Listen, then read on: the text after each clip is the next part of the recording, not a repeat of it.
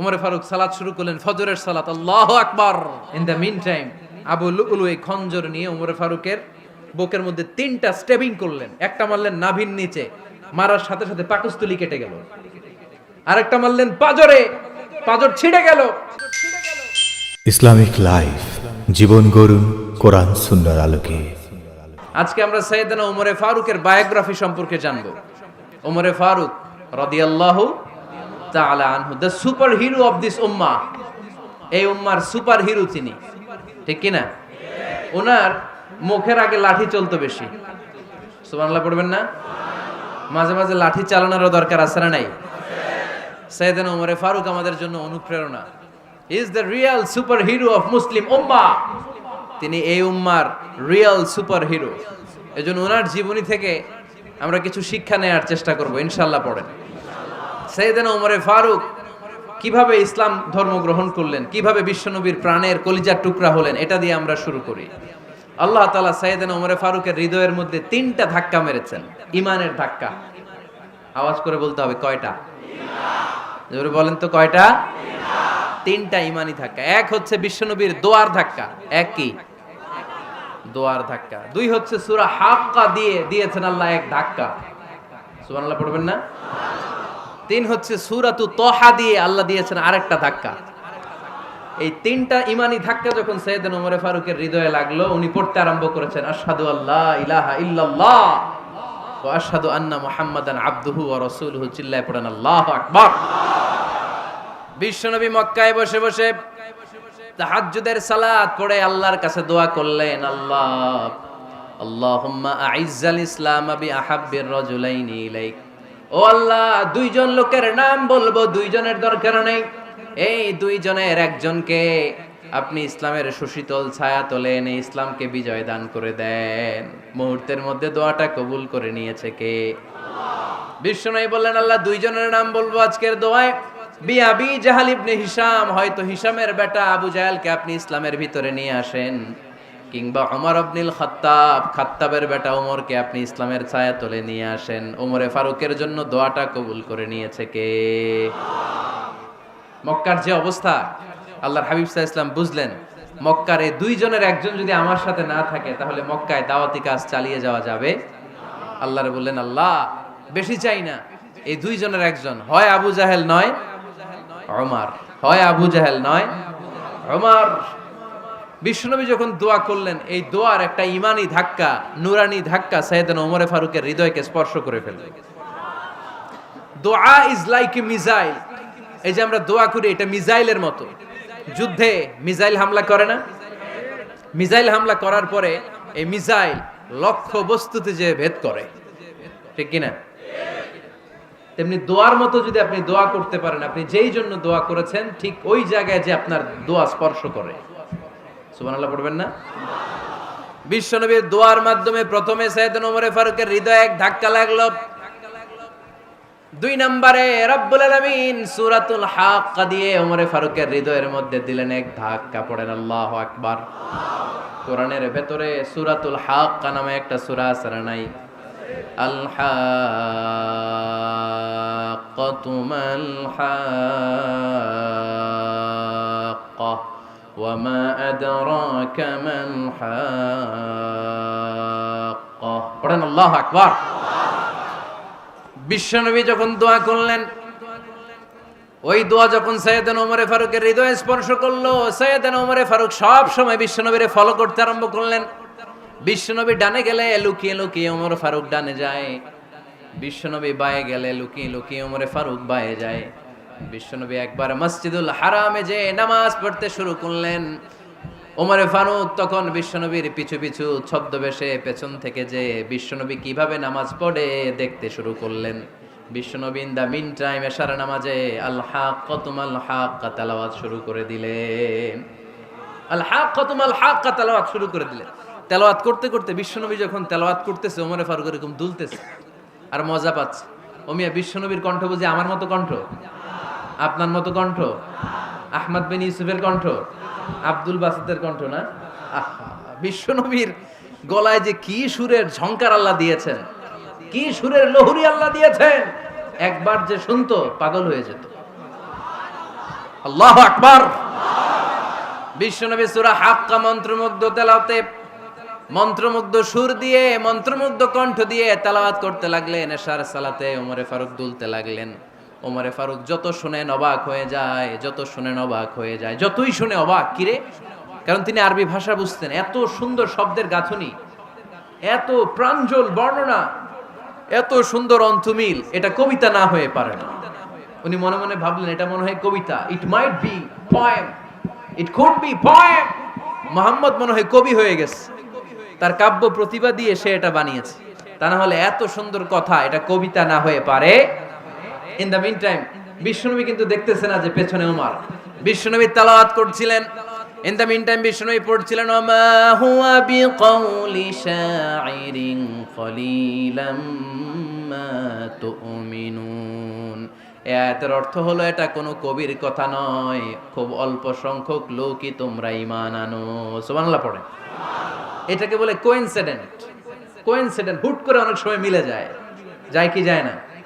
আপনি একজনের কথা ভাবতেছেন ভাবতেছেন, বাজারে গেলেন, বাজারে যেই দেখেন ওই লোকটা দাঁড়ায় আছে, এরকম হয় কি হয় না? কোইনসিডেন্ট। ওমরে ফারুক মনে মনে যেটা ভাবতেছে ওই কথা দিয়ে বিশ্বনবী তেলাওয়াত করতেছে। আল্লাহু আকবার। বিশ্বনবী যে আয়াত তেলাওয়াত করছিলেন, আয়াতের অর্থ হলো এটা কোনো কবির বানানো কবিতা না, খুব অল্প সংখ্যক লোকই তোমরা ঈমান আনো। ওমরে ফারুক আটকে উঠলেন, থমকে দাঁড়ালেন। ঘটনা কি? আমি মনে মনে ভাবলাম কি রে, এত সুন্দর কথা, এটা তো মানুষের কথা হতে পারে না, এটা নিশ্চয়ই কবিতা, কবির কথা। কিন্তু মুহাম্মদ এখন আবার পড়তেছে ওমা হুয়া বিকাউলি শাইর, এটা কোনো শায়েরের, কবির কথা নয়। কলিলাম মা তুমিনুন, অল্পই তোমরা ঈমান আনো। তার মানে আমার মনে যা চলে মুহাম্মদ এটা টের পায়। মুহাম্মদ গণক। নাউজুবিল্লাহ পড়বেন না? মুহাম্মদ অনেক বড় মাপের একজন গণক। মানুষের হৃদয়ে কি চলে, মনে মনে কি ভাবে, মুহাম্মদ না দেখেও বলে দিতে পারে। ইন দা মিন টাইম বিশ্বনবী পরের আয়াতে পড়লেন ওয়ালা বিকাউলি কাহিনিন কলিলাম মা তাযাক্কারুন। এই আয়াতের অর্থ হলো এটা কোনো গণকের বানানো গণনা নয়, খুব অল্প সংখ্যক লোকই তোমরা উপদেশ হিসেবে এটাকে মানো। সুবহানাল্লাহ পড়েন। এবার আর ওমরে ফারুকের সহ্য হয় না, কি আজীব তামাশা। প্রথমে মনে করলাম কবিতা, মোহাম্মদ কয় কবি না, সে কবি না, এটা কবিতা না। তারপর ভাবলাম সে গণক, সে আয়াত পরে পরে বলে দিল এটা গণনা নয়, তাহলে এটা কি? এটা কি কবিতাও না, গণনাও না, তাহলে এটা কি? বিশ্বনবী তখন বললেন তানজিলুম মির রাব্বিল আলামিন। সুবহানাল্লাহ পড়েন। পরের আয়াত ছিল তানজিলুম মির রাব্বিল আলামিন। এটা দুনিয়ার কোনো কবির বানানো কবিতা না, এটা কোনো গণকের গণনা না, এটা কোনো সাহিত্যিকের বানানো সাহিত্য নয়, এটা মহাবিশ্বের পরিচালক রব্বুল আলামিনের কাছ থেকে পাঠানো কিতাব কোরআন। সূরা হাক্কার ধাক্কায় ওমরে ফারুক কাইত। প্রথমে ধাক্কাটা লাগলো যে দোয়া। বিশ্বনবী তাহাজ্জুদে কেঁদে দোয়া করলেন, আল্লাহ হয় আবু জাহেল রে দিবা নাইলে ওমর রে দিবা। ওই দোয়া ওমরে ফারুকের হৃদয়ে ছোঁয়া লেগেছে। এরপর হাক্কা, সূরাতুল হাক্কা দিয়ে দিলে এক ধাক্কা। এই ধাক্কা খেয়ে উথাল পাথাল হৃদয়ের মধ্যে, হায় রে এ কি বাণী, এ কেমন কথা, কে মুহাম্মদ? তারপরও শয়তানের ওয়াসওয়াসা আছে না নাই? আল্লাহ বলে যতই ওয়াসওয়াসা ওমরকে দেয়া হোক, আমি ওমরে ফারুককে এই মুসলিম উম্মতের সেনাপতি বানিয়ে ছাড়বো, আমি সেনাপতি বানাবো। এবার 3 নাম্বার ডোজ। ডাক্তারের কাছে গেলে প্রথমে দেখবেন সিম্পল ডোজ দেয়, নরমাল ওষুধ, এটাতে কাজ না হলে ডোজ বাড়ায়, একেবারে কাজ না হলে অ্যান্টিবায়োটিক মারে, আছে না নাই? আল্লাহ প্রথমে দোয়ার ছোঁয়া লাগালেন, তারপর সূরা হাক্কা দিয়ে ধাক্কা মারলেন, এরপরে রব্বুল আলামিন বলেন এবার 3 নাম্বার ডোজ সূরা তহা দিয়ে আমি তোমার হৃদয়টারে উজালা বানায় দেব রে ওমর। শয়তান ওদিক দিয়ে ওয়াসওয়াসা, খেলা দুই দিক থেকে চলতেছে। আল্লাহ তাআলা হেদায়েতের রাস্তায় টানছে, শয়তান জাহান্নামের দিকে টানছে। ঘোষণা দেয়া হলো মক্কায়, মুহাম্মদের মাথা কেটে এনে দিলে এত এত স্বর্ণ মুদ্রা দেয়া হবে। ওমরে ফারুক রাজি হয়ে গেলেন, নাঙ্গা তলোয়ার নিয়ে বিশ্বনবীর মাথা কাটার জন্য ছুটলেন। নাউজুবিল্লাহ পড়বেন না? বনু জাহরা গোত্রের এক লোক বলে, আইনা ইয়া ওমর, কই যাও? মুহাম্মদের মাথা কাটতে যাই। আরে মুহাম্মদের মাথা কাটতে যাও? তোমার বোন ফাতিমা বিনতে খাত্তাব আর তোমার বোন জামাই সাঈদ কদ সাবা, এরা তো ধর্ম ত্যাগ করে ফেলছে, এটা তো আমাদের ধর্ম ত্যাগ করে মুহাম্মদের ফলোয়ার হয়ে গেছে। আগে ওমর ঘর সামলাও, পরে মুহাম্মাদের মাথা কাটতে চেও। ওমরে ফারুক অবাক হয়ে গেলেন, তলোয়ার নিয়ে বিশ্বনবীর দিকে না যেয়ে নিজের বাড়ির দিকে চলে গেলেন। বিশ্বনবীর আপন বোন ফাতেমা বিনতে খাত্তাব, বোন জামাই সাঈদ আর খাব্বাব রাদিয়াল্লাহু তাআলা আনহু তিনজন মিলে সূরা তাহা তেলাওয়াত করছিলেন। পড়েন সুবহানাল্লাহ। মক্কায় লুকিয়ে লুকিয়ে দাওয়াত হতো। খাব্বাব রাদিয়াল্লাহু তাআলা আনহু একটা চামড়ার ফলকের মধ্যে সূরা তাহার কয়েকটা আয়াত এনে ওমরে ফারুকের বোন আর বোন জামাইকে শিক্ষা দিচ্ছে, ট্রেনিং দিচ্ছে। সুবহানাল্লাহ পড়েন। লুকিয়ে লুকিয়ে ওমরে ফারুক যখন ঘরে চলে আসলেন, এরা তটস্থ হয়ে গেল। সাইয়েদনা খাব্বাব বিছানার তলায় লুকিয়ে গেলেন। ওমরে ফারুক বললেন, দরজা খোলো।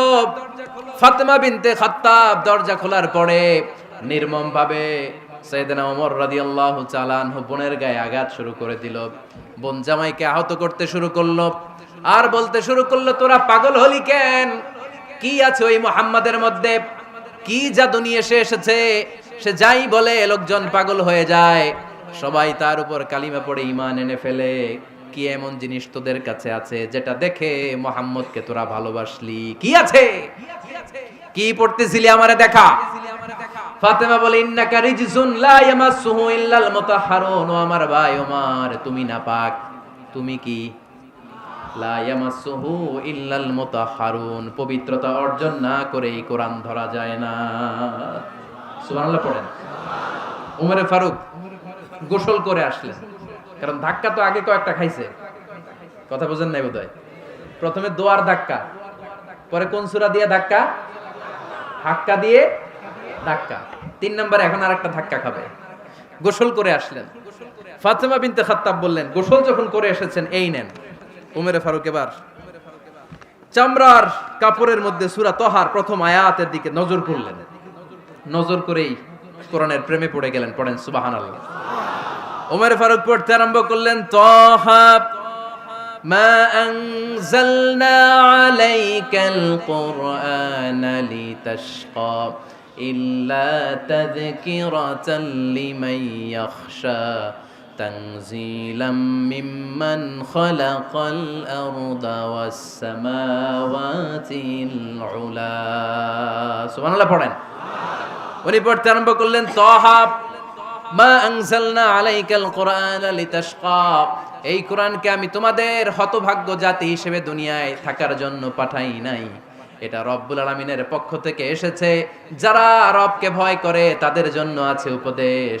যিনি আকাশ বানিয়েছেন, জমিন বানিয়েছেন, ওই আল্লাহ তাআলা নিজেই এই কোরআন পাঠিয়েছে। আওয়াজ করে পড়তে হবে, আল্লাহু আকবার। উনি খুব ভালো আরবি জানতেন। সূরা তাহা পড়ার পরে আর ধৈর্য ধারণ করতে পারে না। ওমরে ফারুক ছোট্ট বাচ্চার মতো কান্না শুরু করে দিলেন। আল্লাহু আকবার। সূরা তাহাটা হাতে নিয়ে, তলোয়ারটা হাতে নিয়ে বিশ্বনবীর দিকে ছুটতে আরম্ভ করলেন। আইনা মুহাম্মদ, কোথায় মুহাম্মদ? তোমরা আমাকে মুহাম্মাদের কাছে নিয়ে চলো। বিশ্বনবী তখন সাফা পাহাড়ের পাদদেশে দারুল আরকাম ইবনে আলকামের ঘরে লুকিয়ে লুকিয়ে কোরআনের দাওয়াত দিতেন। ওমরে ফারুককে পাগলের মতো ছুটে আসতে দেখে বিশ্বনবীর চাচা হামজা ইবনে আব্দুল মুত্তালিব বলল, নবী আপনি পালান। ওই যে খাত্তাবের বেটা ওমর আপনাকে অপমান করার জন্য, আক্রমণ করার জন্য তেরে এসেছে। সাহাবীরা বললেন, নবী আপনি পালিয়ে যান, আমরা সামাল দেব। বিশ্বনবী বললেন, না আমি পালাবো না, বরং তোমরা সরে যাও। ওমর ইবনুল খাত্তাবকে আমার দরবার পর্যন্ত আসতে দাও। আমার তো মনে হচ্ছে ওই যে তাহাজ্জুদের নামাজ শেষে চোখের পানি ছেড়ে যে আমি আল্লাহর কাছে দোয়া করেছি, আজকে আমার ওই দোয়াটা কবুল হতে শুরু করেছে। আমার তো মনে হচ্ছে আমার দোয়া কবুল হবে, আসতে দাও। ওমরে ফারুক এসে বললেন, আশহাদু আল্লা ইলাহা ইল্লাল্লাহ ওয়া আশহাদু আন্না মুহাম্মাদান আবদুহু ওয়া রাসূলুহু। আমি সাক্ষ্য দিলাম আল্লাহ ছাড়া কোনো ইলাহা নাই, নিশ্চয়ই আপনি আল্লাহর প্রেরিত বান্দা এবং রাসূল। পড়েন সুবহানাল্লাহ। ওমরে ফারুক যখন কালিমা শাহাদা পড়ে মুসলমান হয়ে বিশ্বনবীর হাতে হাত রাখলেন, মুসলিম সাহাবীদের মধ্যে খুশি আর আনন্দের বন্যা বয়ে গেল। মুসলিম হাতে গোনা সাহাবারা আল্লাহর প্রশংসা করলেন। বিশ্বনবী সাইয়েদনা ওমরে ফারুককে জড়িয়ে ধরলেন। ওমরে ফারুক এবার বিশ্বনবীরে বললেন, নবী গো, আলাসনা আলাল হক, আমরা কি সত্যের উপরে আছি নাকি আমরা ভুলের উপরে আছি? বিশ্বনবী বললেন, বালা নাহনু আলাল হক, আমরা এই সত্যের উপরে আছি। সুবহানাল্লাহ পড়ে। আলাসনা আলাল হক, নবী আমরা কি সত্যের উপরে নাই? হ্যাঁ অবশ্যই ওমর তুমি সত্যের উপরে আছো। ওমরে ফারুক বললেন তাহলে ফাফিমাল ইখতিফা, তাহলে লুকায় লুকায় আর দাওয়াত দেব কেন? আমি তো কালিমা পড়ে ফেলছি, আসেন আমার সাথে বের হই। ফাফিমাল ইখতিফা, আর লুকায় লুকায় কেন? আসেন আমরা বাইরে বের হই। বিশ্বনবী বললেন ওমর এটা মাক্কি জীবন, এখানে আমরা একটু গোপনে গোপনে দাওয়াত দিতে চাই। ওমরে ফারুক বলে না, আমার দায়িত্ব, আমি একটা মিছিল দিতে চাই নবী। আল্লাহর নামের তাকবীর দিতে দিতে দারুল আরকাম থেকে শুরু করে মসজিদুল হারাম পর্যন্ত একটা মিছিল দিয়ে আমি মক্কা কাঁপাইয়া দেব। অনুমতি দেন। বিশ্বনবী দিতে চায় না। ওমরে ফারুক অনেক বুঝানোর পরে স্বল্প পরিসরের একটা অনুমোদন পাওয়া গেল বিশ্বনবী সাল্লাল্লাহু আলাইহি ওয়াসাল্লামের কাছ থেকে। কিন্তু মিছিল যে দিবে, মিছিলের জন্য লোকের দরকার আছে না নাই? এখানে লোক নাই, আমি একাই মিছিল দিতেছি। এটা জমবে? মিছিল জমবে? খুঁজে উনি 11 জন মুসলিম সাহাবা পেলেন। কয়জন? ওমরে ফারুক বললেন 11 জনই সই। এই 11 জন নিয়েই আমি আল্লাহর নামের তাকবীর দেব। 2 লাইন করলেন। কয় লাইন? 2 লাইন। পেছনে 6 জন, আর এই লাইনের নেতা বানালেন বিশ্বনবীর চাচা হামজাকে রাদিয়াল্লাহু তাআলা আনহু। আর সামনে 5 জন, তার আগে দাঁড়ালেন উনি নিজেই। তাহলে 6 6 12। বললেন এই 2 লাইনই আমরা তাকবীর দিতে দিতে, বেশি না, এই দারুল আরকামের ঘর থেকে, আপনারা জানেন যে সাফা মারওয়া এখন যে সাই হয়, এই সাফার পাদদেশে ছিল দারুল আরকামের ঘর।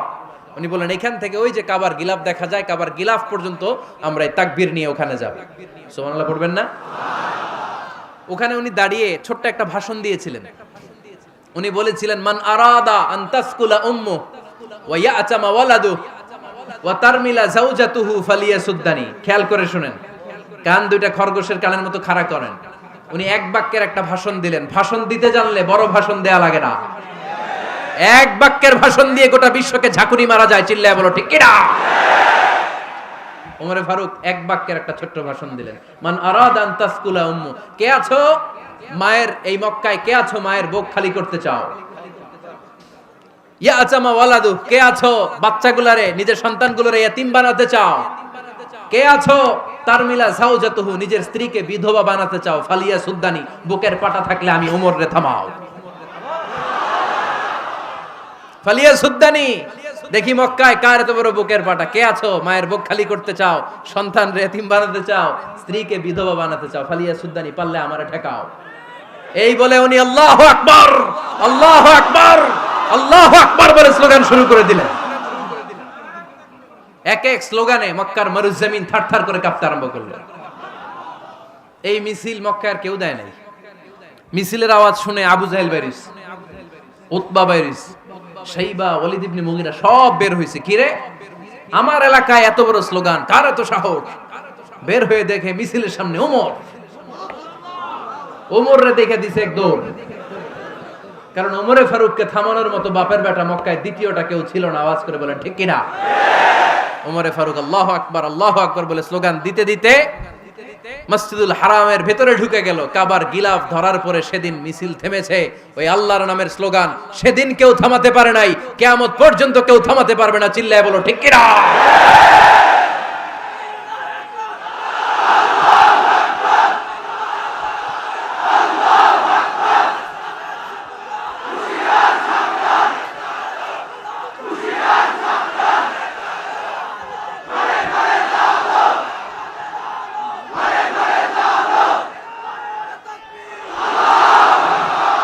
ওইরকম একটা ওমরের দরকার, আমাদের বেশি চাই না। জোরে বলেন ঠিক কিনা? দাও খোদা দাও আমায় আবার ওমর দারাজ দিল, দাও খোদা দাও আমায় আবার ওমর দারাজ দিল, দাও আলীর মতো বীর সেনানি, আলীর মতো বীর সেনানি জাগাতে নিখিল, দাও খোদা দাও আমায় আবার ওমর দারাজ দিল। সুবহানাল্লাহ পড়েন।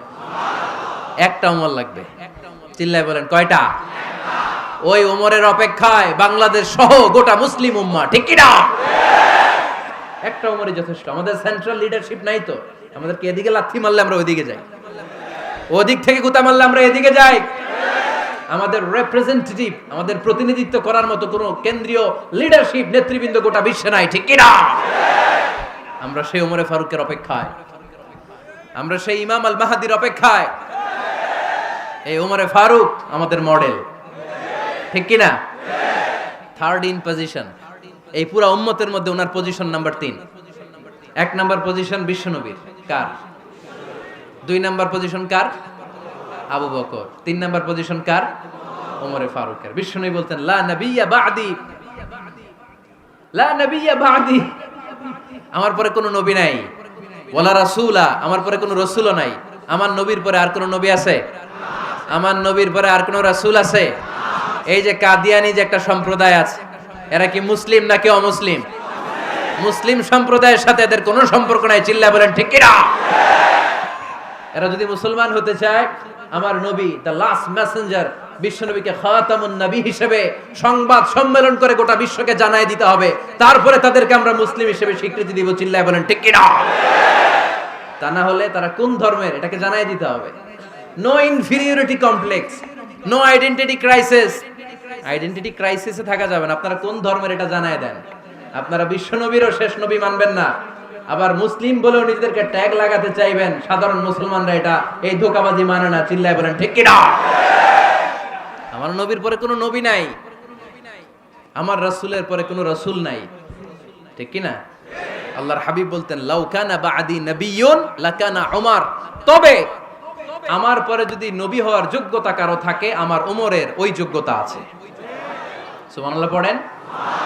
প্রভু তুমি বলেছ রাসূল দেবে না, বলনি দেবে না ওমর, বলনি দেবে না হামজা তারি, খালিদ বিজয় সমর। প্রভু তুমি বলেছ রাসূল দেবে না, বলনি দেবে না ওমর, বলনি দেবে না হামজা তারি, খালিদ বিজয় সমর। প্রভু তুমি বলেছ রাসূল দেবে না। সুবহানাল্লাহ পড়েন। এজন্য আমরা একটা ওমর চাই। কয়টা? বেশি লাগবে? নেতার মতো নেতা কয়টা লাগে? জোরে বলেন কয়টা? Enough, that's enough. Omar Farooq our superhero. ওনার সাথে বিশ্বনবী সাল্লাল্লাহু আলাইহি ওয়াসাল্লামের মুসাহারার সম্পর্ক ছিল। ওমরে ফারুক যে বিশ্বনবীর শ্বশুর, এটা অনেকে জানেই না। ওমরে ফারুক রাদিয়াল্লাহু তাআলা আনহু বিশ্বনবীর শ্বশুর ছিলেন। এটা আজকে নতুন শুনছেন, কে কে হাত তোলেন? দেখছেন হুজুর? সঠিক বলছি না আমি? অনেকে আমরা জানিই না। মাশাআল্লাহ, জানতে লজ্জা নাই, শিখতে লজ্জা নাই। লজ্জা হচ্ছে অজ্ঞতায় আর মূর্খতায়, ঠিক কি না? আমরা শিখতে রাজি আছি। যে কথা বলে আমরা তার ছাত্র। আমার আগে হুজুর কথা বলতেছিলেন, আমরা ছিলাম ছাত্র। এখন আমি কথা বলতেছি, এখন আমরা সবাই হয়ে গেছি ছাত্র, ঠিক কি না? যিনি বলেন তিনি শিক্ষক, বাকিরা আমরা ছাত্র, ঠিক কি না?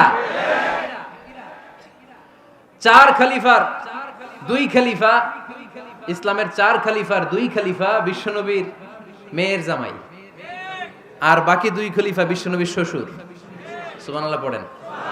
সাইয়েদনা আলী রাদিয়াল্লাহু তাআলা আনহু, সাইয়েদনা উসমান যুন নূরাইন বিশ্বনবীর মেয়ের জামাই।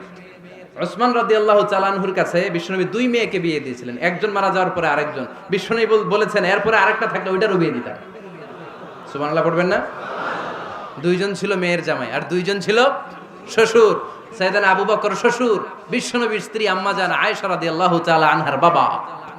বিশ্বনবীর স্ত্রী আম্মাজান হাফসা রাদিয়াল্লাহু তাআলা আনহার বাবা ছিল সাইয়েদনা ওমরে ফারুক। চিল্লায় পড়েন আল্লাহু আকবার। জানো তো না পজিশন না? সাইয়্যিদু কুহুলিল জান্নাহ, জান্নাতে যত নারীরা যাবে, নারীদের সর্দারিনী হবে সাইয়্যিদাতুনা ফাতেমা রাদিয়াল্লাহু তাআলা আনহা। এই ফরিদপুরের যত ইয়াং স্টারেরা তোমরা যারা জান্নাতে যাবে, তোমাদের লিডার হবে সাইয়েদনা হাসান আর হুসাইন রাদিয়াল্লাহু তাআলা আনহুমা। আর বয়স্ক মুরব্বীরা যারা জান্নাতে ঢুকবেন, আপনাদের লিডার হবে সাইয়েদনা আবু বকর আর সাইয়েদনা ওমর ফারুক রাদিয়াল্লাহু তাআলা আনহু। সুবহানাল্লাহ পড়তে পারলেন না? ওমর ফারুক এটা সাধারণ কোনো ক্যারেক্টারিস্টিক্স নয়। ওনাকে আল্লাহ তাআলা নলেজও দিয়েছেন, আবার দিনদারিও দিয়েছেন। আমার দিনী ভাইয়েরা খেয়াল রাখবেন, কোনো আলেমের মধ্যে বা কোনো নেতার মধ্যে যদি এই দুইটার সমন্বয় আপনি পান, যে তার জ্ঞানও আছে আবার দিনদারিও আছে, he belongs the knowledge and he belongs the তাকওয়া, সে গোটা বিশ্বকে জয় করে ফেলবে। ঠিক কি না? যার মধ্যে জ্ঞান আছে, যার মধ্যে তাকওয়া আছে, তারে কেউ থামায় রাখতে পারে? ওমরে ফারুককে এই দুই নেয়ামত দিয়ে ধন্য করেছে কে? সহিহ বুখারীর বর্ণনা, বিশ্বনবী সাহাবীদের সামনে একটা স্বপ্নের কথা বলছেন। বিশ্বনবী বললেন, আমি স্বপ্নে দেখলাম আমার আঙ্গুলের ফাঁকা থেকে দুধ বের হচ্ছে, আমি তৃপ্তি সহকারে দুধ খেলাম। খাওয়ার পরে দেখলাম আঙ্গুলের মধ্যে একটু দুধ লেগে আছে। আমার আঙ্গুলে অতিরিক্ত লেগে থাকা দুধটা আমি ওমরে ফারুকের মুখের মধ্যে লাগিয়ে দিলাম। সাহাবারা বললেন, ইয়া রাসূলুল্লাহ, ইয়া হাবিবাল্লাহ, মাযা আওয়ালতা বিহি, এই স্বপ্নের আপনি কি ব্যাখ্যা করলেন, আমরা তো বুঝলাম না। বিশ্বনবী বললেন, আওয়ালতু বিহি আল ইলম, আমি এই দুধ দিয়ে জ্ঞানের ব্যাখ্যা করেছি, কারণ ওমরকে আল্লাহ যেই জ্ঞান দিয়েছে গোটা বিশ্বের কাউকে এত জ্ঞান দেয় না। এজন্য স্বপ্নে যদি কেউ দেখেন যে আপনি দুধ খাচ্ছেন, তার মানে আল্লাহ তাআলা আপনার জ্ঞান বাড়ায় দিবে। ওমরে ফারুককে দুধ খেয়ে অতিরিক্ত দুধের অংশটা বিশ্বনবী আবু বকর রাদিয়াল্লাহু তাআলা আনহুর মুখে দেন নাই, সাইয়েদনা উসমানের মুখে দেন নাই, আলী রাদিয়াল্লাহু তাআলা আনহুর মুখে দেন নাই। স্বপ্নে ওই অতিরিক্ত লেগে থাকা দুধটা বিশ্বনবী ওমরে ফারুকের ঠোঁটের মধ্যে লাগিয়ে দিয়েছেন। এই হাদিস থেকে প্রমাণ হয় আল্লাহ তাআলা জ্ঞানের নেয়ামতে সাইয়েদনা ওমরে ফারুককে ধন্য করেছেন। আবার বুখারীর বর্ণনা, বিশ্বনবী সাল্লাল্লাহু আলাইহি ওয়াসাল্লাম আরেকটা স্বপ্নের বর্ণনা দিচ্ছেন। তিনি বললেন, তোমাদের সবাইকে স্বপ্নে আমার সামনে দাঁড় করানো হলো। আমি দেখলাম তোমাদের কারো জুব্বা নাভি পর্যন্ত, কারো জুব্বা হাঁটু পর্যন্ত, কারো জুব্বা টাকনু পর্যন্ত। ওমরে ফারুককে যখন স্বপ্নে আমার সামনে দাঁড় করিয়ে দেয়া হলো, আমি দেখলাম ওমরের জুব্বা এত লম্বা, ওমর টেনে হিচড়ে তার জুব্বা নিয়ে সামনে হেঁটে যাচ্ছে। সাহাবারা বললেন, ফামাযা আওয়ালতা বিহি ইয়া রাসূলুল্লাহ, ও আল্লাহর রাসূল, এই স্বপ্ন দিয়ে আপনি কি বোঝাতে চাইলেন, আমরা কিছু বুঝলাম না। বিশ্বনবী বললেন, আউয়ালতু বিহি আদ-দীন, আমি এই হাদিসের দ্বারা দিনের ব্যাখ্যা করলাম, যার জামা যত লম্বা তার দিনদারি তত বেশি। সুবহানাল্লাহ, আসতে পড়েন। স্বপ্নে দেখলেন কোন সাহাবীর জুব্বা নাভি, কোন সাহাবীরটা হাঁটু, কারোটা টাকনু, কিন্তু ওমরে ফারুকের জুব্বা এত লম্বা, ইয়াজুরু সাওবাহু, তিনি তার জুব্বা টেনে হিচড়ে যাচ্ছেন। বিশ্বনবী বললেন, এটা দ্বারা আমি দিন, আমি তাকওয়া, দিনদারি, তাকওয়া, এটার ব্যাখ্যা করেছি। তার মানে ওমরে ফারুকের তাকওয়ার সামনে সব তাকওয়া পানি হয়ে যাবে। কোন সুবহানাল্লাহ। আল্লাহ তাআলা সাইয়েদনা ওমরে ফারুককে দ্বীনের জ্ঞান দিয়েছেন, তাকওয়া দিয়েছেন। যুবক ভাইরা, যাকে আল্লাহ তাআলা দ্বীনের জ্ঞান দেয়, যাকে আল্লাহ তাআলা তাকওয়ার এই গুণ দিয়ে সমৃদ্ধ করে, তার জন্য গোটা বিশ্বের সব দরজাগুলোকে ওপেন করে দেয় কে? কত বড় মুত্তাকি ছিলেন সাইয়েদনা ওমরে ফারুক। মদিনার সমাজে কয়জন মুনাফিক ছিল বিশ্বনবী ছাড়া কেউ বলতে পারতেন না। বিশ্বনবী কোন সাহাবীকে মুনাফিকদের লিস্ট দিয়ে যান নাই, একজন সাহাবী ছাড়া। দেখি কেউ বলতে পারেন কিনা ওই সাহাবীর নাম? কি নাম? হুযায়ফা ইবনুল ইয়ামান রাদিয়াল্লাহু তাআলা আনহু। ওনাকে বলা হতো সাহিবু সিররি রাসূলিল্লাহ, আল্লাহ রাসূল সাল্লাল্লাহু আলাইহি ওয়াসাল্লামের গোপন তথ্যের ধারক বাহক। সুবহানাল্লাহ পড়বেন না? বিশ্বনবী ইন্তেকালের আগে মদিনার সমাজে মোট কয়জন মুনাফিক আছে, এই তথ্য আবু বকরকে বলেন নাই, ওমর রাদিয়াল্লাহু তাআলা আনহুকে বলেন নাই, উসমান রাদিয়াল্লাহু তাআলা আনহু, আলী রাদিয়াল্লাহু তাআলা আনহু, আশারাতুল মুবাশশিরিনা বিল জান্নাহ কোন সাহাবীকে বলেন নাই। শুধুমাত্র কেবলমাত্র একমাত্র হুযায়ফা ইবনুল ইয়ামান রাদিয়াল্লাহু তাআলা আনহুর কাছে মুনাফিকদের লিস্টে বিশ্বনবী দিয়ে গিয়েছেন। সুবহানাল্লাহ পড়েন। মদিনায় কারা কারা মুনাফিক কেউ জানতো না হুযায়ফা ছাড়া। কে ছাড়া?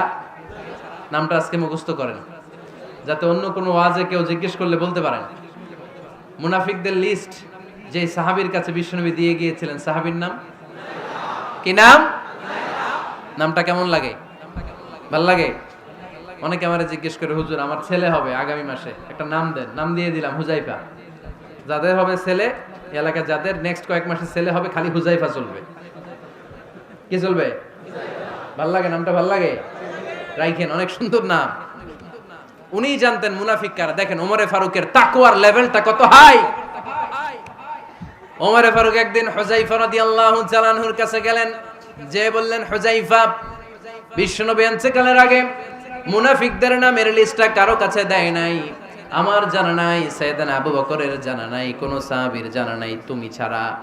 আমি তোমার কাছে জানতে চাই, আমি ওমরের নামটা ওই মুনাফিকদের খাতায় আছে কিনা আমার একটু বলো। আমার ওমরের নামটা ওই মুনাফিকদের লিস্টিতে একটু আছে কিনা, নামটা একটু বলো। যদি থাকে আমি ভালো হয়ে যাব, আমি নেফাকি দূর করে পাক্কা মুমিন হতে চাই। আমার নাম যদি মুনাফিকের লিস্টে থাকে আমি তো শেষ। হুযায়ফা চোখের পানি ছেড়ে দিয়ে বলে, আমিরুল মুমিনিন, কেমন প্রশ্ন করলেন আপনি? আপনি বিশ্বনবীর শ্বশুর, এই উম্মতে আপনার পজিশন 3 নাম্বার। আপনারে মুনাফিকরা ভয় পায়, শয়তান আপনারে ভয় পায়। আপনি জান্নাতে সব বয়স্ক লোকদেরকে নিয়ে জান্নাতের মধ্যে আগে আগে ঢুকবেন, কেমন করে মুনাফিকদের কাতারে আপনার নাম থাকতে পারে ওমর? সুবহানাল্লাহ পড়ে। কি বিনয়ী, কি তাকওয়া। হুযায়ফাকে যে ধরতেন, হুযায়ফা একটু বলো না আমার নামটা মুনাফিকদের লিস্টিতে আছে কিনা। ওমরে ফারুকের যদি এই টেনশন থাকে যে আমি মুনাফিক হয়ে গেলাম কিনা, আমাদের এই টেনশন থাকার দরকার আছে না নাই? হ্যাঁ, যেন সব সময় আল্লাহর কাছে দোয়া করতে হবে, আল্লাহ তুমি নেফাকি থেকে আমাদেরকে বাঁচাও। আরো জোরে পড়েন আমিন। ওমরে ফারুক রাদিয়াল্লাহু তাআলা আনহু আমাদের সুপার হিরো, আমাদের সবাই বলেন আমাদের। উনি কত বড় সুপার হিরো শুনেন। উনি জুমার খুতবা দিচ্ছেন। কি দিচ্ছেন? মসজিদে নববীতে খুতবার মাঝখানে হঠাৎ বললেন, ইয়া সারিয়াতাল জাবাল, ইয়া সারিয়াত ইবনে জানিমিল জাবাল। এই কথা বলেই আবার খুতবা দিতে শুরু করলেন। ওনার এই ইয়া সারিয়াত ইবনে জানিমিল জাবালের সাথে আগের কথারও কোনো মিল নাই, পরের কথারও কোনো মিল নাই। জুমার নামাজের পর মুসল্লি সাহাবারা ধরলেন, বললেন, ইয়া আমিরাল মুমিনিন। খুতবার মাঝখানে হঠাৎ করে ইয়া সারিয়াত ইবনে জালিমিল জাবাল বলে আপনি চিৎকার করলেন কেন? আপনার এই বাক্যের সাথে আপনার খুতবার আগের বাক্যের কোনো মিল নাই, আপনার খুতবার পরের বাক্যেরও কোনো মিল নাই। এই কথা আপনি কারে বললেন, কারে উদ্দেশ্য করে বললেন? এই কথার তাৎপর্য কি আমাদেরকে বুঝিয়ে বলেন। ওমরে ফারুক বললেন, আমি যখন খুতবা দিচ্ছি আমি দেখতে পেলাম ওই যে কয়েক মাস আগে আমি আমার মুসলিম সেনাবাহিনী পারস্যে আক্রমণের জন্য পাঠিয়েছি, বর্তমান ইরান, ইরানের ওই বিশাল এলাকাতে পারস্যে আমি আমার ব্যাটালিয়ন পাঠিয়েছি। আমি হঠাৎ করে দেখতে পেলাম আমার মুসলিম বাহিনীর সেনাপতি যুদ্ধের এক পর্যায়ে তার ডানে আছে উপত্যকা, বায়ে আছে পাহাড়, সে পাহাড়ি রাস্তা ছেড়ে দিয়ে উপত্যকার দিকে যেতে শুরু করেছে। আমি দেখতে পেলাম আমার মুসলিম বাহিনী যদি উপত্যকার দিকে ছুটে বেড়ায়, কাফির মুশরিকরা আমার মুসলিম বাহিনীকে কচুকাটা করে ফেলবে। তাই আমি এখান থেকে তাদেরকে কমান্ড দিয়ে বলেছি, ইয়া সারিয়াতাল জাবাল, উপত্যকার দিকে নয় পাহাড়ের দিকে যাও, তাহলেই তোমাদের বিজয় নিশ্চিত হয়ে যাবে। উপত্যকার দিকে যেও না, ইলাল জাবাল, ইলা সারিয়াতিল জাবাল, পাহাড়ের দিকে ছোট। সাহাবারা অবাক, ঘটনা কি? উনি বসে আছেন মদিনায় মসজিদে নববীর মিম্বারে দাঁড়িয়ে, উনি যদি ইয়া সারিয়াতাল জাবাল বলে, এটা কি ইরানে যাবে নাকি? ও মিয়া, তখনকার সময়ে বর্তমানের মতো মোবাইল ছিল নাকি, ইন্টারনেট ছিল নাকি, কিছু ছিল? খালি মুখে আমি যদি বলি ইয়া সারিয়াতাল জাবাল, এটা ইরানে যাবে, ইন্ডিয়া যাবে, ঢাকায় তো যাবে না, ফরিদপুর শহরেই তো বসবে না, ঠিক কিনা? কিন্তু এটা আমিরুল মুমিনিন বিশ্বাসী সাহাবারা বিশ্বাস করে নিল। কিছু মুনাফিক ছিল, এরা কয় না ঝামেলাস, এটা তো সম্ভব না। এক কাজ করি, এই সেনাপতি যখন বিজয়ী বেশে মদিনায় ফিরে আসবে আর আমরা ধরবো। এরা দিন গুনতে লাগলো, এই সেনাপতি মুসলিম বাহিনী নিয়ে পারস্য জয় করে কবে ফিরে আসবে। এই মুনাফিকের দলগুলো কখনো সেনাবাহিনীকে অভ্যর্থনা জানাতে যেত না, কিন্তু এইবার সবার আগে মদিনার উপকণ্ঠে যে সেনাপতিদেরকে অভ্যর্থনা জানানোর জন্য ফুল নিয়ে রেডি, ফুল নিয়ে দাঁড়ায়। সেনাপতি ঢুকার সাথে সাথে ধরছে, এই সেনাপতি কোত্থেকে আসছে? কয় পারস্য জয় করে আসছি। কয় এমন এমন দিন, জুমার দিন দুপুর বেলা যুদ্ধের মাঝখানে আমিরুল মুমিনিনের কণ্ঠের কোন কথাবার্তা শুনছো নাকি? সেনাপতি অবাক, কয় তোমরা জানলা কেমনে? শুনছি তো। সুবহানাল্লাহ পড়বেন না? আমরা যুদ্ধে একটা ভয়ঙ্কর অবস্থার মধ্যে ছিলাম, পেছন থেকে শত্রুরা আমাদেরকে আক্রমণ করতে শুরু করে দিল। ডানে যাব না বায়ে যাব, সামনে যাব নাকি পেছনে যাব, রাস্তা খুঁজে পাচ্ছি না। ডান দিকে ছিল আমাদের উপত্যকার রাস্তা, বাঁ দিকে ছিল পাহাড়ি পথ। আমরা সোজা পথ হবে মনে করে উপত্যকার দিকে ছুটতে আরম্ভ করলাম। হঠাৎ করে আমিরুল মুমিনিনের কণ্ঠ বজ্র কণ্ঠে আমার কানের মধ্যে ভেসে আসলো। আমার মনে হলো আমিরুল মুমিনিন কেমন যেন আমাকে কমান্ড দিচ্ছেন আর বলছেন, ইয়া সারিয়াতাল জাবাল, ডান দিকে উপত্যকার পথে নয়, তাড়াতাড়ি পাহাড়ের দিকে সৈন্যবাহিনী নিয়ে উঠে যা। পাহাড়ের দিকে, ডানে না। This is wrong track and this is the right track. ওই দিন যদি ওমরে ফারুকের ওই গাইডলাইন, আমিরুল মুমিনিনের কমান্ড যদি আমি না শুনতাম, আজকে বিজয়ের বেশে ফিরতেও পারতাম না, আমাদের চেহারাও তোমরা দেখতে পেতে না। ওমরে ফারুকের ওই কমান্ড, ওই গাইডলাইন অদৃশ্য থেকে শোনার কারণে ওই পারস্যের মধ্যে আমাদেরকে সেই যুদ্ধে বিজয় দান করেছে কে? দিস ইজ ওমরে ফারুক, দিস ইজ ওমরে ফারুক। বিশ্বনবী বলছেন, ওমর, মা লাকিয়াকা শাইতানু সালিকান ফাজ্জান ইল্লা সালাকা ফাজ্জান গায়রা ফাজ্জিক। ওমর, শয়তান ইবলিস যদি তোমার কোনো রাস্তা দিয়ে হাঁটতে দেখে, শয়তান ওই রাস্তা রেখে দিয়ে অন্য রাস্তা দিয়ে হাঁটে। সুবহানাল্লাহ বাড়িতে যায় বললেন। কে বলতেছে? বিশ্বনবী। কার ব্যাপারে? ওমরে ফারুকের ব্যাপারে। শয়তান যদি দেখে যে ওমরে ফারুক এই রাস্তা দিয়ে হাঁটতেছে, শয়তান ওই রাস্তা রেখে দিয়ে অন্য রাস্তা দিয়ে হাঁটে। সুবহানাল্লাহ পড়েন। রাত্রিবেলা আমরা আমাদের বাচ্চা ছেলে মেয়েদেরকে যখন খাওয়াই, বাচ্চারা খেতে চায় না, এরকম হয় আপনাদের ফরিদপুর এলাকায়? হ্যাঁ, এই এলাকায় হয় নাকি? খেতে চায় না বাচ্চারা, এই চকলেট দেখায়া, এই মিনা কার্টুন দেখায়া, এইটা সেইটা, এগুলো সেগুলো বলে, গল্প টল্প বলে ভুলায়া খাওয়ানো লাগে, তাই না? তারপরও খায় না। আমারও ছোট মেয়ে আছে, খেতে চায় না, এইটা সেইটা এমনি সেমনি খাওয়ানো লাগে। তো শেষে না পেরে মা বাবা বলতে বাধ্য হয়, ওই যে ভূত আসতেছে, ভূত, তাড়াতাড়ি তাড়াতাড়ি খাও, নাহলে যে ভূত ধরবে তোমার। ওই যে বাঘ আসতেছে, বাঘ, তাড়াতাড়ি খাইলে নাহলে বাঘে কামড়াবে। বলি না আমরা? আপনারা কি বলেন? ভূত। আর কি বলেন? হ্যাঁ হ্যাঁ, আচ্ছা, এক এক জায়গায় এক একটা আমরা বলি, ভূত আসবে, বাঘ খাবে, ভাল্লুক খাবে, তাড়াতাড়ি খাও। মদিনাতে যখন ওমরে ফারুক আমিরুল মুমিনিন, মদিনার মায়েরাও বাচ্চাদেরকে খাওয়াতে পারতো না, ছোট্ট মেয়েদেরকে খাওয়াতে পারতো না, খাওয়া নিয়ে যন্ত্রণা করতো। বাচ্চারা যখন মদিনায় খেতে চাইতো না রাত্রি বেলায়, মদিনার মায়েরা বলতো, তাড়াতাড়ি খাও, হা হুয়া ইয়াতি উমর, হা হুয়া ইয়াতি উমর, তাড়াতাড়ি খা, নাইলে ওই যে ওমর আসতেছে, Omar. This is our superhero সাইয়েদনা ওমর ফারুক রাদিয়াল্লাহু তাআলা।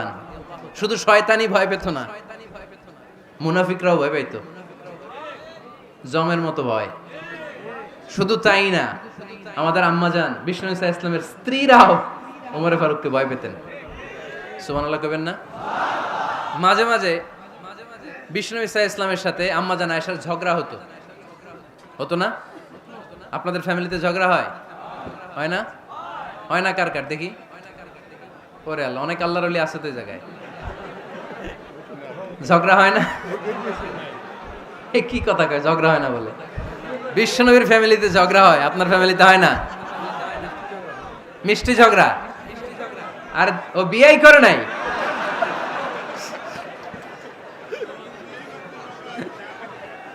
ঝগড়া তো হবেই, দাম্পত্য জীবনের মজাটাই তো এখানে।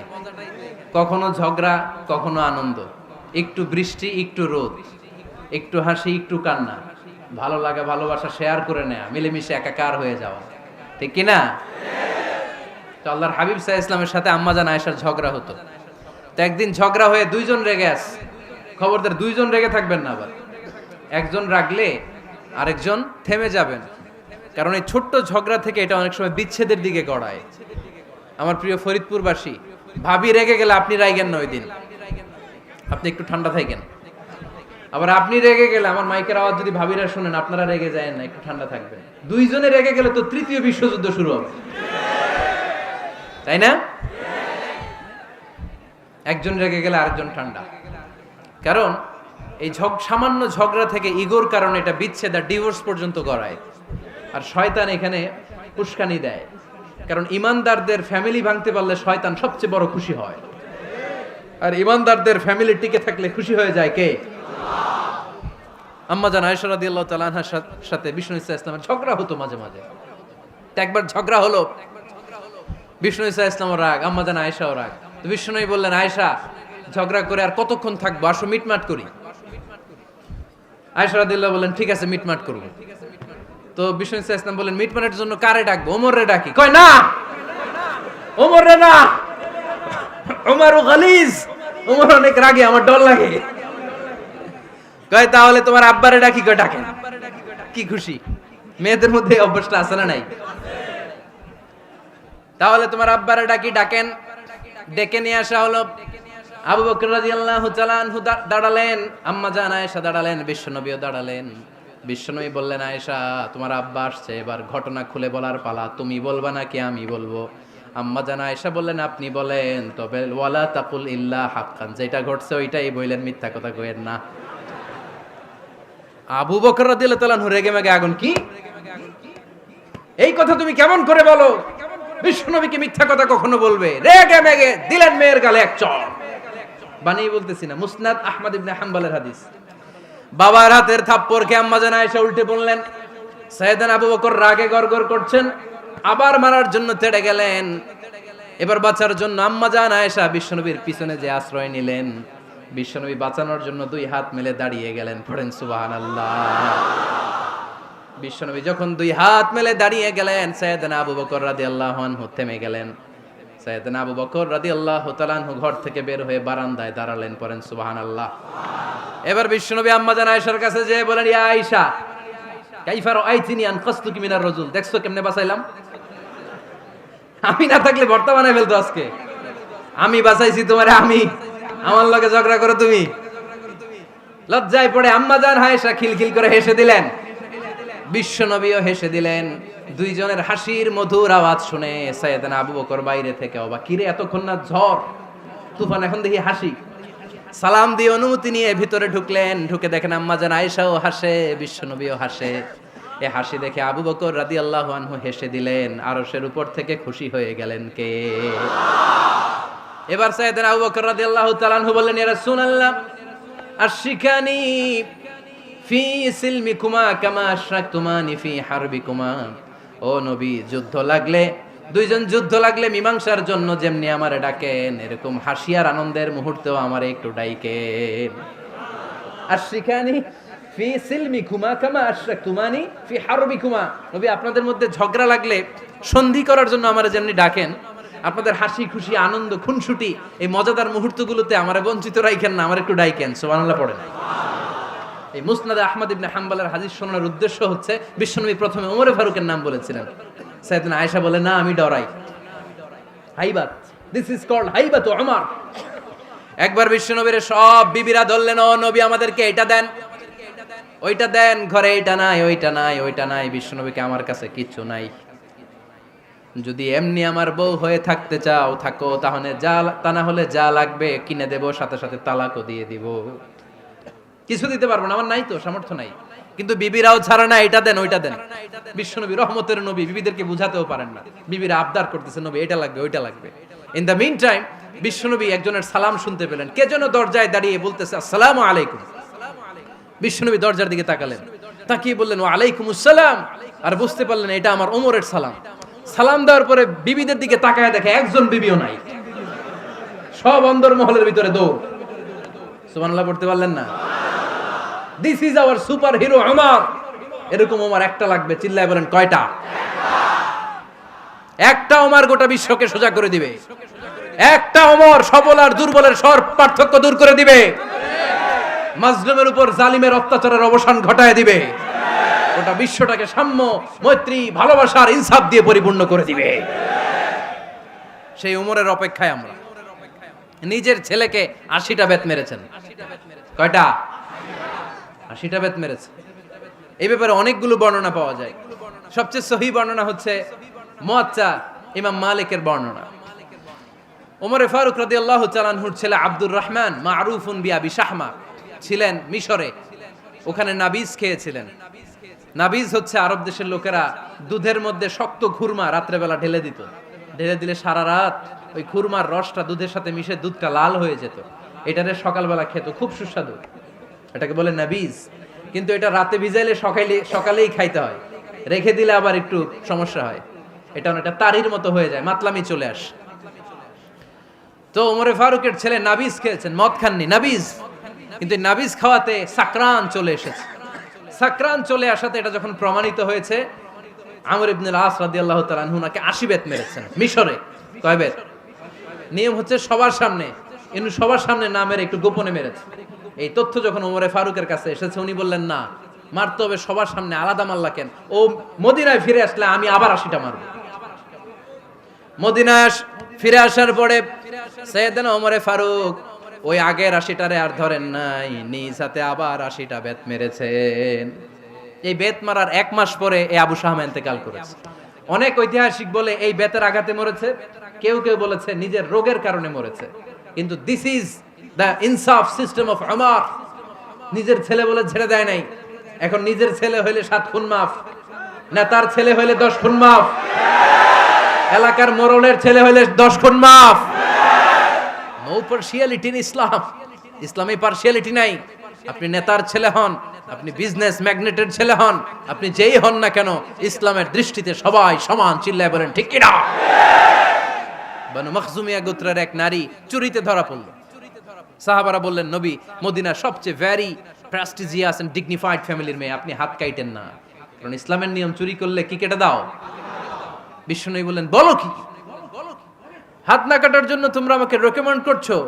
এটা আল্লাহর আইন, পৃথিবীর কেউ রেকমেন্ড করলো শোনার ক্ষমতা আমার নাই, কারণ আইনটা দিয়েছে কে? লাউ কানাত ফাতিমাতু বিনতি মুহাম্মাদিন সারাকাত লাকাতা মুহাম্মাদুন ইয়াদাহা।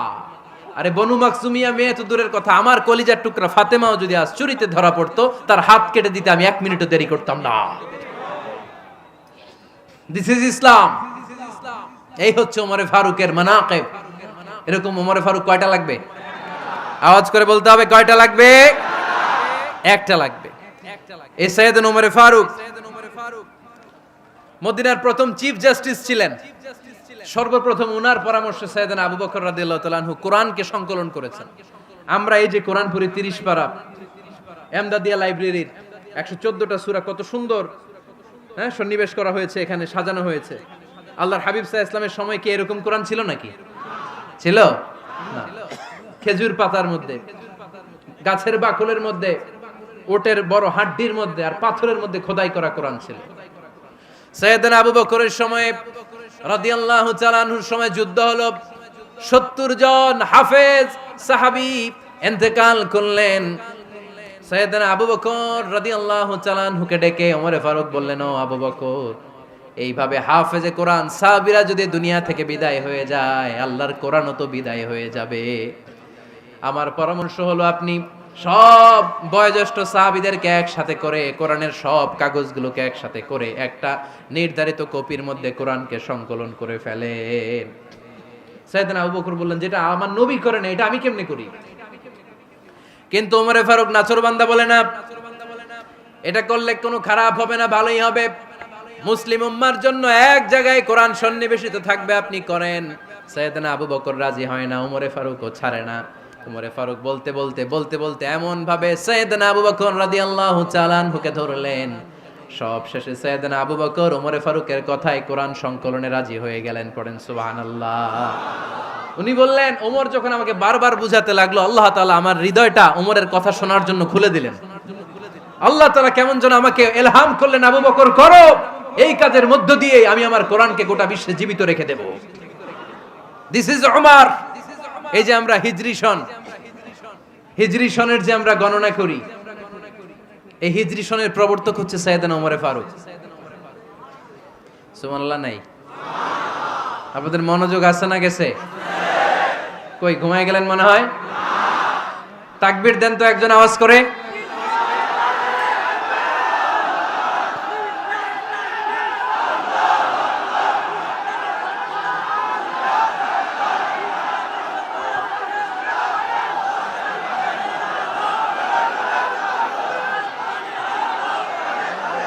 মাশাআল্লাহ, মাশাআল্লাহ। বসেন বসেন, এখনই শেষ করে দেব কিছু সময়ের মধ্যে। আমরা একসাথে বিদায় নিব ইনশাআল্লাহ। ওঠা বসা করবেন না, ওঠা বসা করবেন না, বসেন। সাইয়েদনা ওমরে ফারুক এই হিজরি সনের গণনা শুরু করেছেন। সাহাবারা বলল, আমিরুল মুমিনিন, খ্রিস্টানদের ঈসাই সন আছে, আমাদের মুসলমানদের কোনো সন নাই। আমাদের একটা সন থাকলে আমাদের জিজিয়া নিতে, আমাদের জাকাতের টাকা উত্তোলন করতে অনেক সুবিধা হবে। ওমর ফারুক বললেন, তাহলে কোন সালকে হিজরি, কোন সালকে মুসলিম সাল হিসেবে আমরা ঘোষণা দিতে পারি? একজন বলল, আমার নবী যেই সালে জন্মগ্রহণ করেছেন ওই সালে। ওমর ফারুক বললেন, না, আমার নবীর জন্ম আমাদের জন্য খুশির দিন, কিন্তু এটা আমাদের জন্য প্রেরণা নয়। প্রেরণা নবীর কাজে, ঠিক কিনা? আরো কিছু সাহাবারা বলল, তাহলে যেই সালে আমার নবী ইন্তেকাল করেছে ওইটারে প্রথম সাল ধরেন। ওমর ফারুক বললেন, না, যেদিন তিনি ইন্তেকাল করেছেন এটা আমাদের দুঃখের দিন, এটা আমাদের প্রেরণা নয়। আমাদের প্রেরণা হচ্ছে বিশ্বনবীর ত্যাগ, তিতিক্ষা আর কাজের মধ্য দিয়ে। জোরে কোন ঠিক কিনা? ওমর ফারুক বললেন, যেদিন বিশ্বনবী ইসলাম রক্ষায় নিজের মাতৃভূমি ছেড়ে মক্কা থেকে মদিনায় গিয়েছেন ওই দিনটাকে হিজরি প্রথম দিন ধরে আমরা হিজরি সাল গণনা করে শুরু করে দেব। ওইটাই হচ্ছে হিজরি সন। সেখান থেকে হিজরি সনের প্রবর্তন করেছেন সাইয়েদনা ওমর ফারুক রাদিয়াল্লাহু তাআলা আনহু। এই যে স্টেট গভর্নমেন্ট, এই যে প্রিজন, জেলখানা, ক্যান্টনমেন্ট, সচিবালয়, গণভবন, বঙ্গভবন, মুক্তিযোদ্ধাদের ভাতা, রাষ্ট্রীয় ভাতা, এই সব নিয়ম কানুন সাইয়েদনা ওমর ফারুক তার রাষ্ট্রীয় আমলে তিনি নিজে করেছেন। চিল্লায় পড়েন আল্লাহু আকবার। মুসলমানদের আলাদা কারেন্সি, নিজস্ব মুদ্রা ব্যবস্থা নিজে চালু করেছেন। সৈনিকদের মধ্যে যারা বিবাহিত প্রতি 6 মাস অন্তর অন্তর 1 মাসের ছুটি কাটাতে তারা ফিরে আসবে, সাইয়েদনা ওমর ফারুক চালু করেছেন। চিল্লায় আওয়াজ করে পড়েন আল্লাহু আকবার। এই যে আমরা 20 রাকাত সালাতুত তারাবি পড়ি রমাদানে, পড়েন না আপনারা? এটা সাইয়েদনা ওমর ফারুক চালু করেছে। সুবহানাল্লাহ পড়তে পারলেন না? কোরআনে মোট 22টা আয়াত আছে যেখানে সাহাবারা ইনডিসিশনে ভুগছিলেন। বিশ্বনবীর মত একটা, ওমর ফারুকের মত আর একটা। এই 22 জায়গায় আল্লাহ তাআলা বিশ্বনবীর মতের পক্ষে আয়াত নাজিল না করে ওমর ফারুকের মতের পক্ষে কোরআনের আয়াত নাজিল করেছেন। আওয়াজ করে পড়েন আল্লাহু আকবার। এদিকে উঠলেন কেন আপনারা? যারা উঠছেন আমার দিকে তাকান।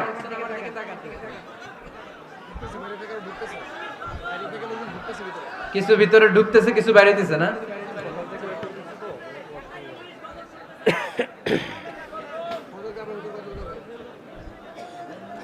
সাইয়েদনা ওমর ফারুক, আমরা সাহাবীদের জীবন চরিত পড়তে চাই না, কত যে অনুপ্রেরণামূলক দৃষ্টান্ত সাইয়েদনা ওমর ফারুক আমাদের জন্য রেখে গিয়েছেন।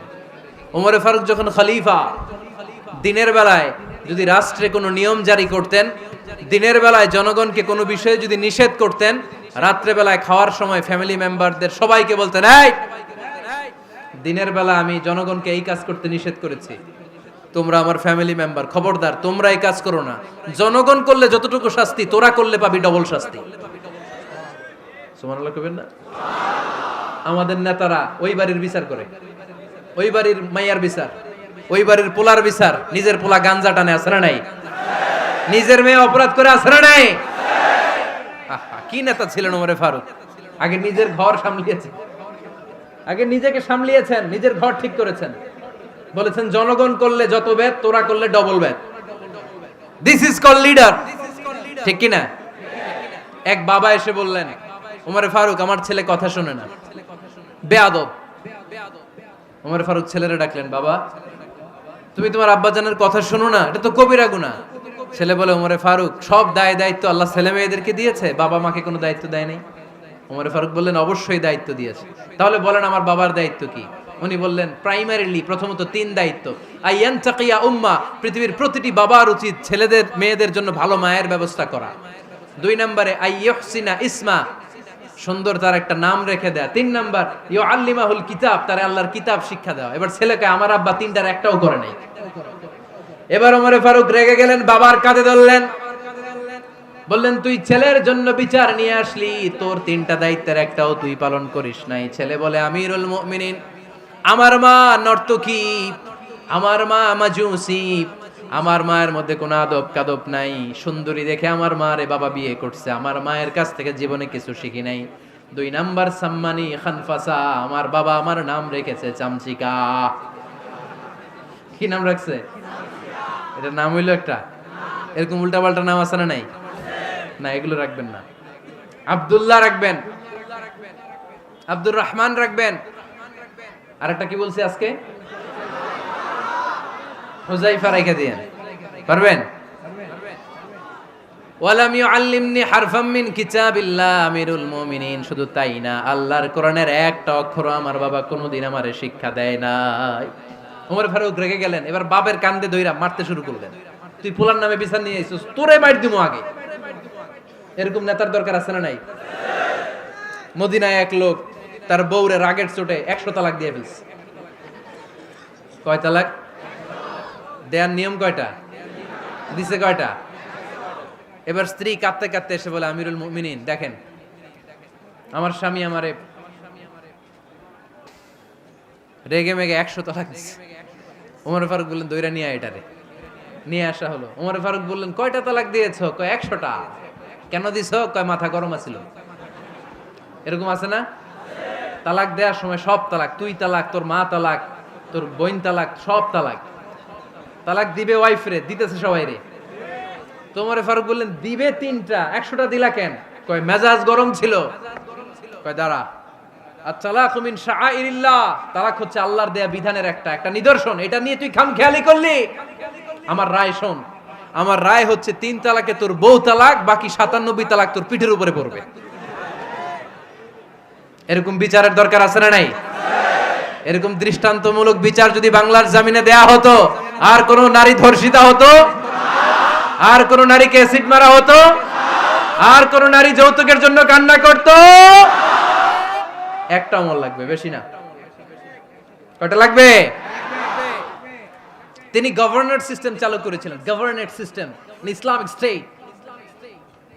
বাহরাইন, ইয়েমেন, মিসর, কুফা, বসরা, মক্কা, মদিনা, এই 7 জায়গায় 7 জন গভর্নর পাঠিয়েছেন। তাদের থেকে তথ্য নিতেন। এই গভর্নর সিস্টেম উনি বানিয়েছেন। সাইয়েদনা আমর ইবনে আল-আস রাদিয়াল্লাহু তাআলা আনহুকে পাঠিয়েছেন মিশরে। মিশরে একটা দৌড় প্রতিযোগিতা হতো। ওই দৌড় প্রতিযোগিতায় আমর ইবনে আল-আস রাদিয়াল্লাহু তাআলা আনহুর ছেলে অংশগ্রহণ করেছে। কিন্তু এক মিশরি ওই দৌড় প্রতিযোগিতায় চ্যাম্পিয়ন হয়ে গেছে, আর রানার্স আপ হয়েছে আমর ইবনে আল-আসের ছেলে। এবার মিশরি ফার্স্ট আর গভর্নরের ছেলে সেকেন্ড। রাগের চোটে আমর ইবনে আল-আসের ছেলে ওই মিশরির মাথার মধ্যে কয়েকটা বাড়ি মেরেছে। মিশরি বলে, আমার মারলা কেন? তুমি খেলাই পারো না, আমারে মারলা কেন? কয়, আনা ইবনুল আকরামিন, আমি গভর্নরের পোলা, আমি যা বলবো এটাই হবে, আমার উপরে কথা নাই। মিশরি ওইখানে আর ঝগড়া বাঁধায় নাই, মনে দুঃখ নিয়ে মদিনায় চলে আসলেন। এসে বললেন, আমিরুল মুমিনিন, আপনি আমর ইবনুল আস রাদিয়াল্লাহু তাআলা আনহুকে মিশরের গভর্নর বানিয়ে পাঠিয়েছেন। একটা প্রতিযোগিতায় আমি চ্যাম্পিয়ন হয়েছি, ওনার ছেলে হয়েছে রানার আপ। কেন সে চ্যাম্পিয়ন হতে পারে নাই? এই কারণে আমার মাথায় লাঠি দিয়ে 3টা বাড়ি মেরে। বিচারটা দিছে কার দরবারে? কথা বুঝেন নাই বোধহয়? ওমর ফারুকের দরবার। ওমর ফারুক বললেন, তাই আগামী বছরের অমুক তারিখ আমি সব গভর্নরদেরকে ডেকে হিসাব নই, তো ওই দিন তুই থাকবি, পারবি না? মিশরে বলে, পারবো মানে অবশ্যই পারবো। ওই দিন 7 রাজ্য থেকে 7 গভর্নর হাজির, গভর্নরদের ছেলেরাও হাজির, মিশরীয় হাজির। 7 গভর্নরের কাছ থেকে 7 এলাকার খোঁজ খবর নেয়ার পরে ওমরে ফারুক বললেন, আইনাল মিসরি, মিশরি লোকটা কই, এদিকে আয়। মিশরি সামনে আসার পরে বলল, আমর ইবনুল আস, তুমি মিশরের গভর্নর, তোমার ছেলে সহ তুমি আসো। আমর ইবনুল আস এসে সামনে বসে রইলেন।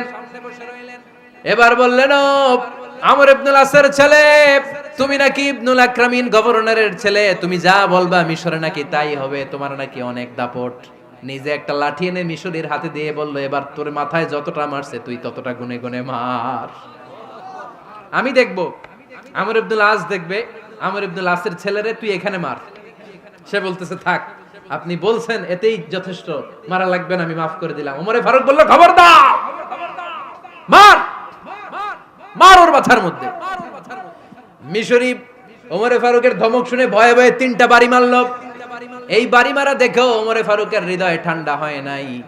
লজ্জায় আমর ইবনুল আস, বয়স হয়ে গিয়েছে, সাহাবা, মাথা তখন টাক, মাথায় চুল নাই, লজ্জায় মাথাটা হেট হয়ে মাথাটা নিচু করে রেখেছে। এবার রাগের চোটে ওমরে ফারুক বললেন, এবার আমর ইবনুল আসের টাক মাথার মধ্যে একটা মার, মার। কেন ছেলেকে শিক্ষা দিতে পারে নাই?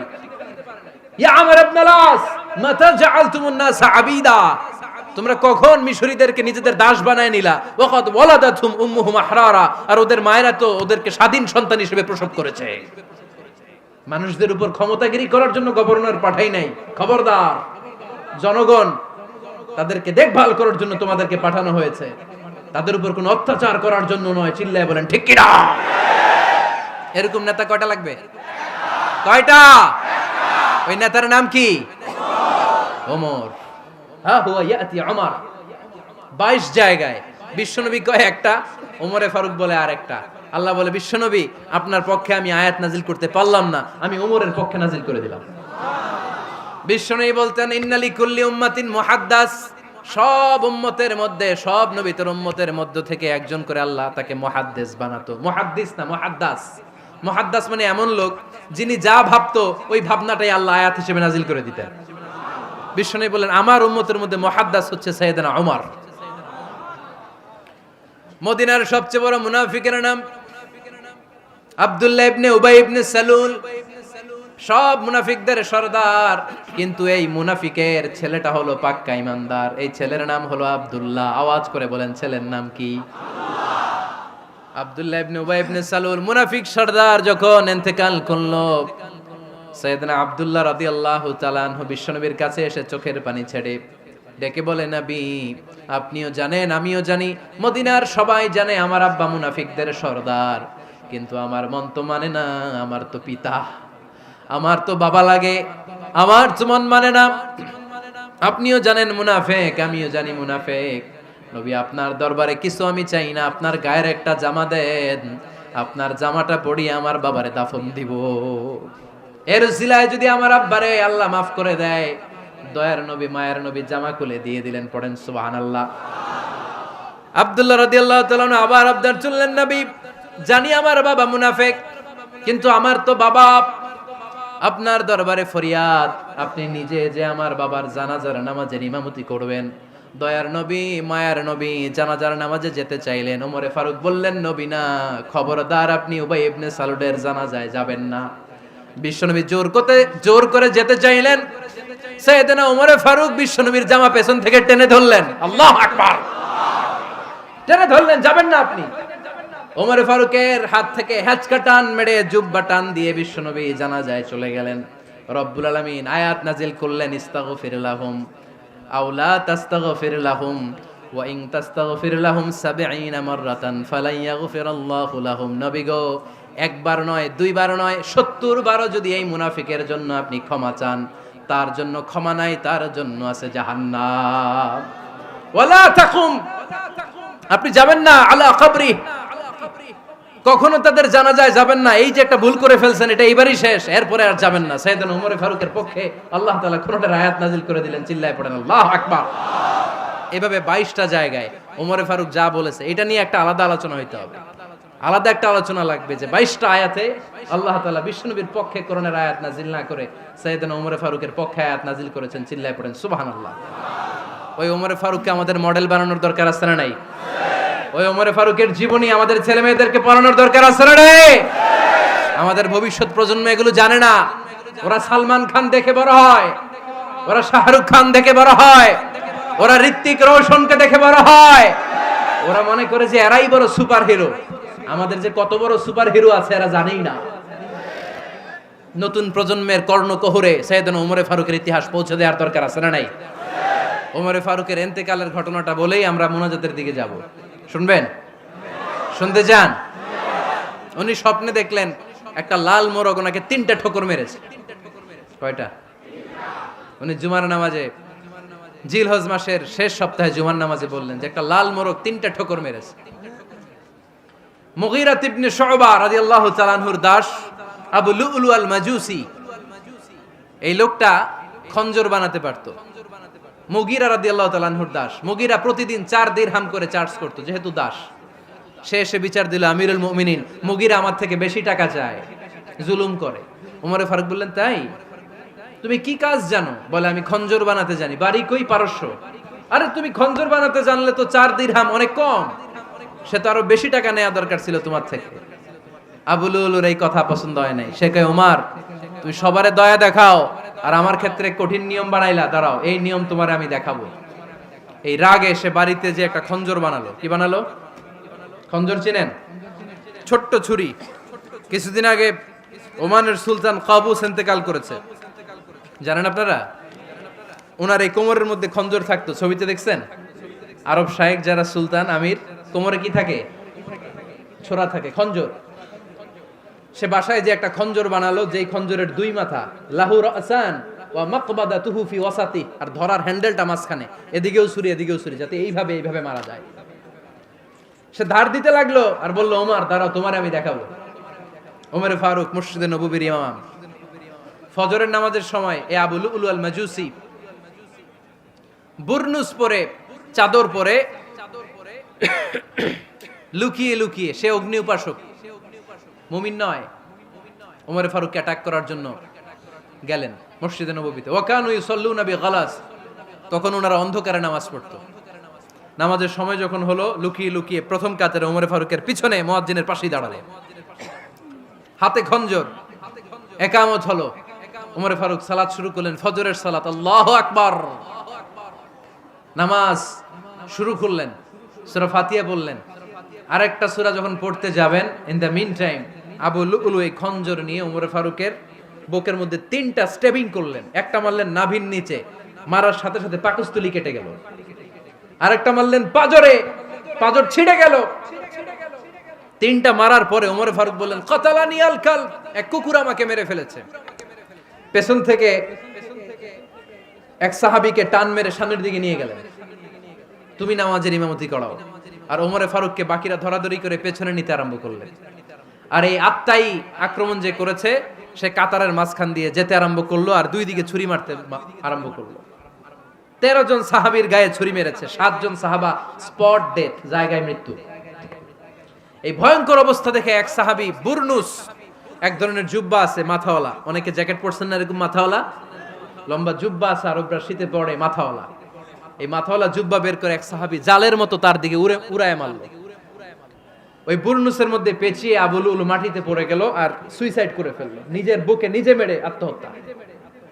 যেই সাহাবীকে ইমামতির জন্য দাঁড় করালেন, উনি ছোট্ট সূরা দিয়ে, প্রথম রাকাতে সূরা আল কাউসার, দ্বিতীয় রাকাতে সূরাতুল ইখলাস দিয়ে নামাজ শেষ। ওমরে ফারুক বেহুশ।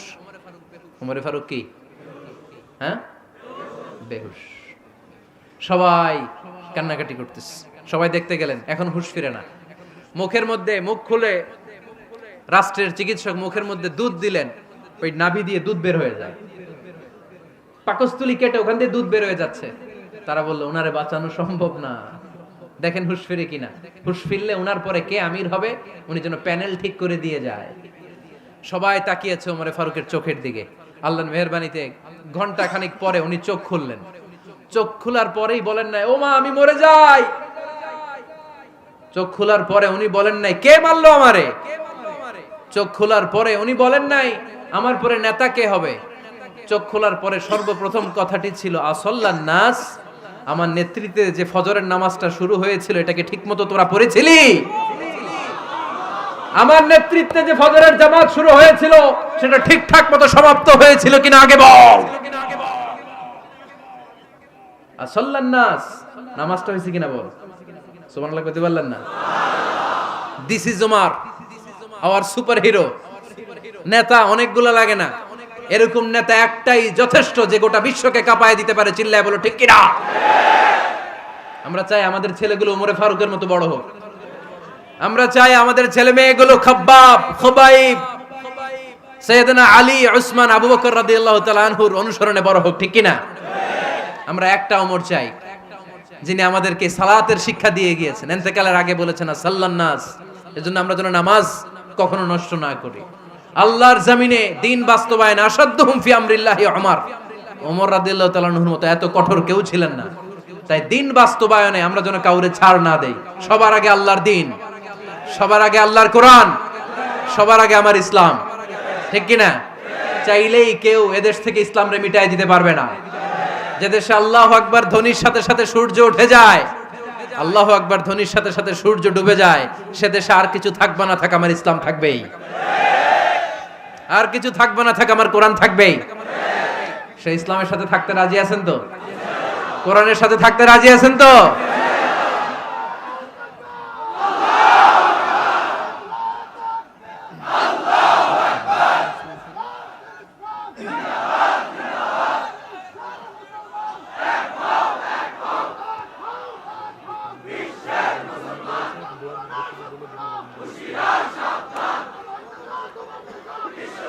আল্লাহ আমাদের সবাইকে কবুল আর মঞ্জুর করে নেক, আমরা পড়ি আমিন।